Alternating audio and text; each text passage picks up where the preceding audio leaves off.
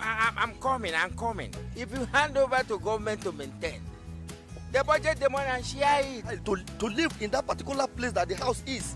So it's supposed government will compensate them so that and pay them and relocate them to where they are going and build another house for them. Careful engineering and management to meet human needs.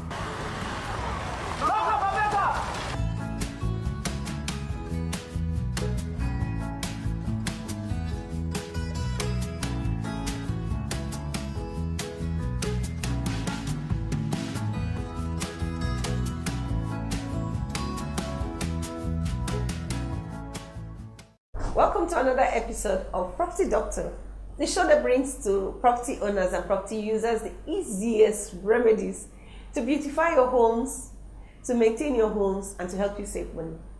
This program will also give professional tips on how to maintain your resources and for you to get new ideas in construction. You can connect with us on Facebook at Property Doctor NG, on Instagram at Property Doc NG, and also you can connect with us on YouTube at Property Doctor NG. If you have not subscribed to our YouTube channel, please do so on the link below, because you will learn a lot of things and get ideas on how to save money. Everybody wants to save money. Today we'll be talking about power supply in our buildings and power management in our buildings. So we have a guest in the house, and his name is Engineer Olushola Akintola. He is the MD of Access Power System Engineering Limited. He's the CEO, and he has a lot of experience because he's an electrical engineer. He has a lot of experience in things that concern electricity, and I believe you're going to learn a lot from him today. You're welcome, sir. Thank you, madam. So, we have a lot of questions for you, but the first question I will be asking you today is what are the other methods or different methods in which we can generate power here in Nigeria for our buildings? Okay, thank you very much. Industrially, there are different ways of generating power, or let me say commercially. But if you talk about for our homes, on this side, for safety and if we have to put a lot of things in place or put into consideration a lot of things, I would say solar. Solar is the safest. Okay, the safest. For now, here. And unfortunately, some people don't enjoy solar because it is not handled professionally, but solar is very good and very efficient. Okay. You've talked about safety for solar. You know, whatever we do, we always look at safety first. Now, what other sources of power do you think we can go into, maybe for a building, both commercial building and residential buildings? Yeah, like I said, I believe you are talking about alternative in relation to the grid. Yes. Yes. Just for us to get power.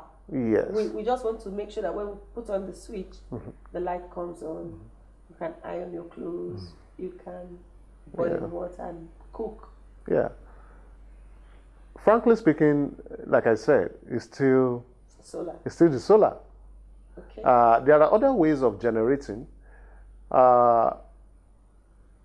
You can generate something you can consume in your house if you want to go the hydro way, the mini hydro way, and then generate for your own consumption. Because if you're talking of a large scale generation, then I mean you'll be talking about a lot of water. Okay, that's what I was going Because when you talk about hydro, you're talking about water, right? So can you generate power in your house using the hydro method? Yeah, there are ways that has been done. If it's going to be a very small scale, maybe just to light your fence. You can just construct something that a small generator that has a way of turning. And what is it that will turn it? Maybe you can put it in a stream or in a drainage around you that you know that water flows into it. You put it there, so the water that is flowing through will rotate, will make the propeller or something to rotate. And once that rotates, the electricity is generated. Wow. Just like it happens in the dam. Yes. Okay, is that possible here in Nigeria? Have you seen it? Well, project-wise, maybe a student is doing project or something. Yes, but it needs constant water to work. Okay. And that is why I will recommend solar, because that one is not controlled, it's controlled by nature. I mean, the water that flows in our drainages are maybe water that is being used in a particular estate or in a particular area. Yeah. Now, if nobody flush or if nobody throw water in, it means that there won't be water to. Okay, so no particular type of water, whether clean water, well, dead water, foul water. Well, provided it's the water. If it's not clean, you can filter it at some point, and filter it so that at least you don't have particles going into the equipment that is generating the. Okay, so you've actually answered my second question, which was supposed to be the best method of and the most reliable power source to our homes, which you said is solar. Yeah. Now, you know, getting solar power to our home is very expensive.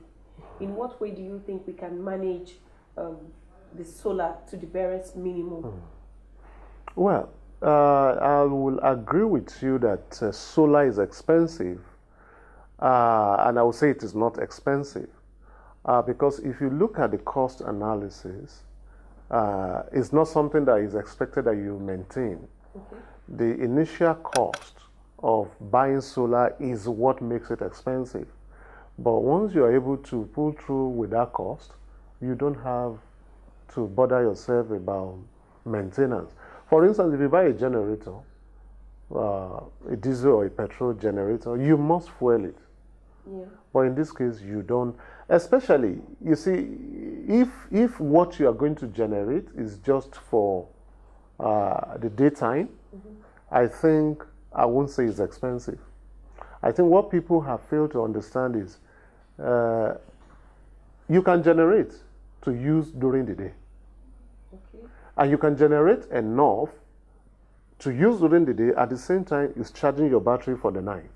So that the storage that you have is only going to be used in the night. Yeah. And then you have the solar power directly, I mean the one that you are going to use directly from the sunlight during the day.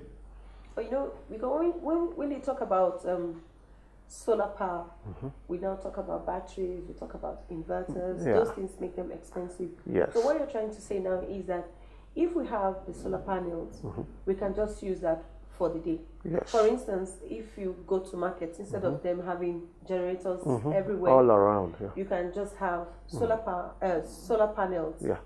and they will get power for the day. Since they don't actually stay there Yeah, at night. at night, yeah. Then, what about the security light? The security lights, That means we have to get solar. we have solar power. We have solar street powered lights. street lights. Yes. Yes. So, and those ones are, I mean, the interesting part of that is this: you don't actually need to switch it on or switch it off. Yeah. It has a device in there, charge controller. It has a sensor that makes it go off on its own. Just like the conventional street light, you can, even if it is powered by your generator, if you install a photo cell, it goes off once the day breaks on its own. So solar street light does that on its own. On its own. Yeah. Okay. So, let's go on a short break. We have been talking about power supply and power management in our homes. But before we go on the break, Property Doctor has some products that will be useful to your staying healthy.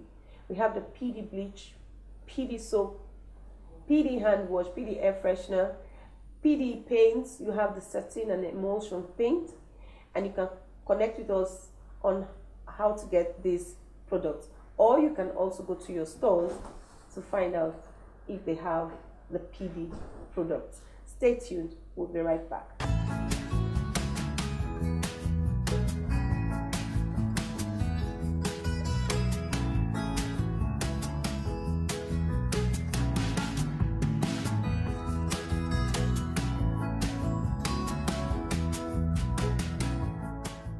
You are still on the program Construction Tech.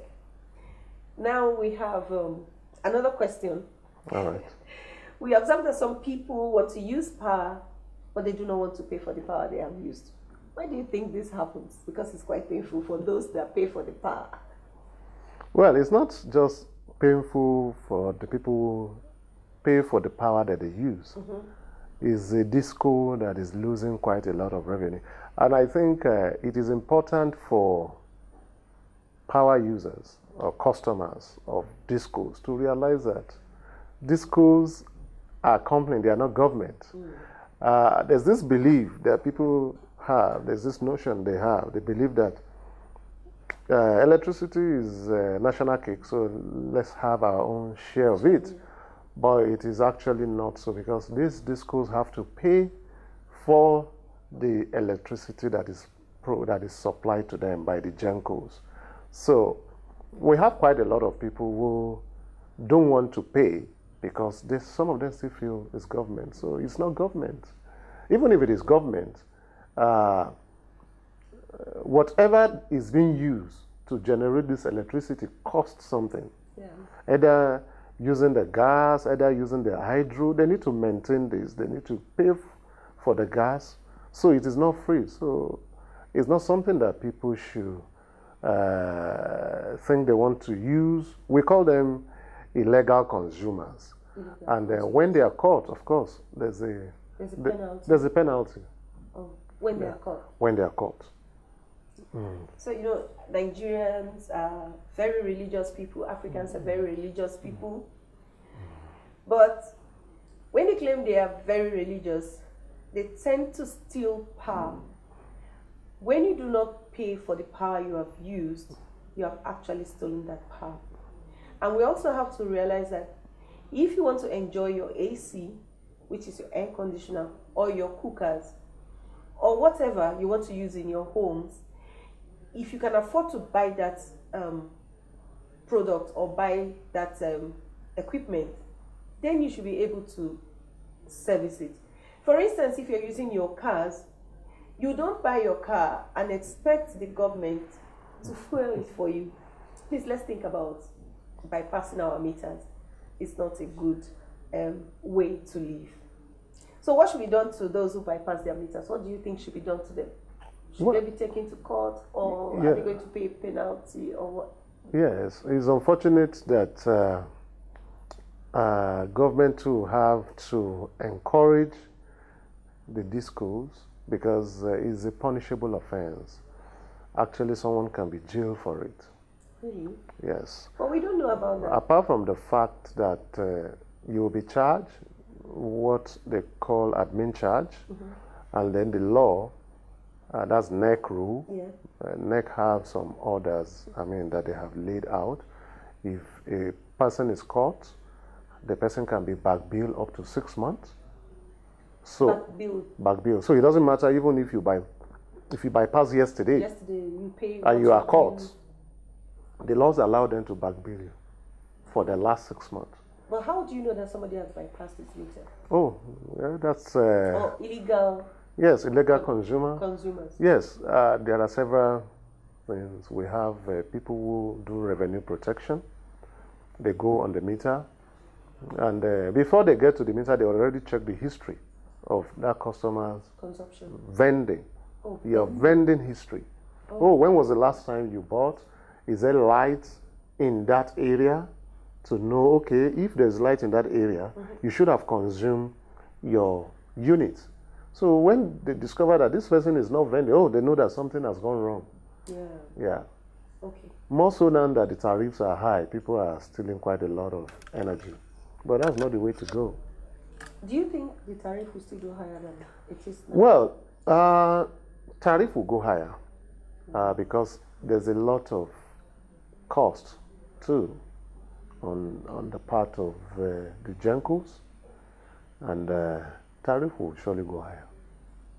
Can we talk about the cost that you're talking about that is making the price to go Yes, higher? even the cost of the gas. I mean, they use gas. You know, what we're generating in Nigeria is a mixture of hydro, gas, and other source of generation. So this Well, thing. since we have them here in Nigeria. Well, you will say we have them. There are other costs too. I mean, there are a lot of costs in it that. Okay. Do you think we can have stable power supply? Of course, stable power supply is very, very possible. So why don't we have stable power supply? I'll give you an example. Niger, and our neighbor, they have stable power supply. Benin Republic has stable power supply. We can actually have stable power supply. And I will say it is in two ways. Right about now, what the country is, our generation capacity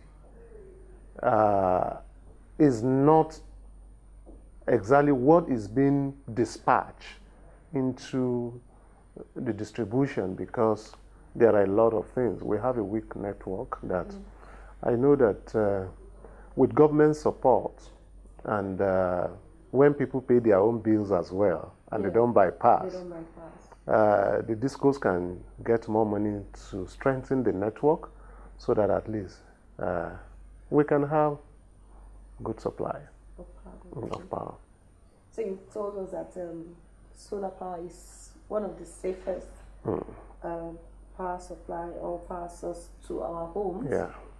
And you know, we consume a lot of power using the cookers, the air conditioners, the heaters in the home. Do you think solar power can carry those equipment at home? Sometimes you see some solar construction boiling water maybe on the roof.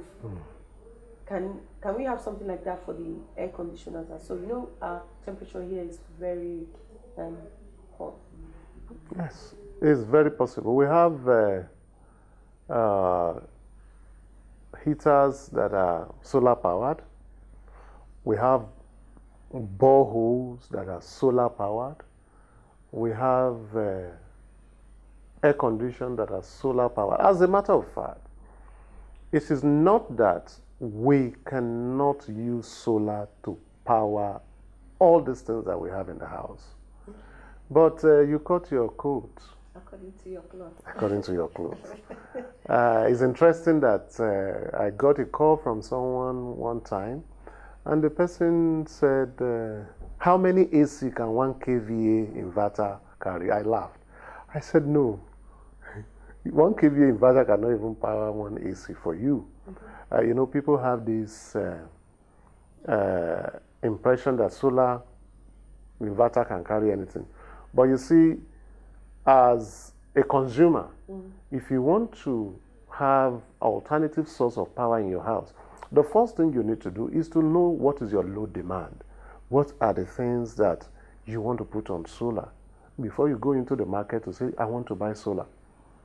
So it's not that you will buy a 1 kilowatt or 1 kVA inverter and then you want to use it to power everything in the house. Is that what is called power audit? You do your energy audit, yeah. Okay, energy audit. Okay. Now, there's something about solar panels. Do they go bad? Can they expire, or can they be repaired when it gets spoiled? Yes, solar panels. They can last for so many decades if they are well maintained, and it depends on the installation. The installation matters for solar panel because there's an angle at which your solar will be. The only thing that I can say maybe Once in a while, after some year, maybe dust, people can just clean the solar panel, but the solar panel can last for years. Yeah. Okay. Okay. So one last word for our viewers before we go. Okay, thank you very much. The last word I will have for viewers on this program for today is energy is something that we all need. If everybody play his own part by doing the right thing, we can have a constant power supply. Government do their part, the end user do their part, the distribution companies do their own part, the GENCO do their part, the transmission companies do their part. I believe we can have a stable power supply, and then in a miraculous way you will see that it will turn around the economy of our country, because in every developed country that we have seen, power is one of the things that have made them to get to where they are. And in Nigeria, we are so blessed with a lot of ways of generating electricity. And I believe that if we have it, so many things, it will turn around our economy. Okay. Thank you, sir. Thank you, madam. Thank you for being with us on today's episode of Property Doctor. We hope you learned something about how to manage your power supply to your home and how to manage the power that you already have. We also want to learn from you. If you have other ideas, you can send your messages to us, and you can leave a comment below about your opinion on this particular episode or this particular topic that we've talked about today. We hope to see you same time next week for another interesting episode of Property Doctor. Enjoy the rest of your day and stay safe. Until then, bye.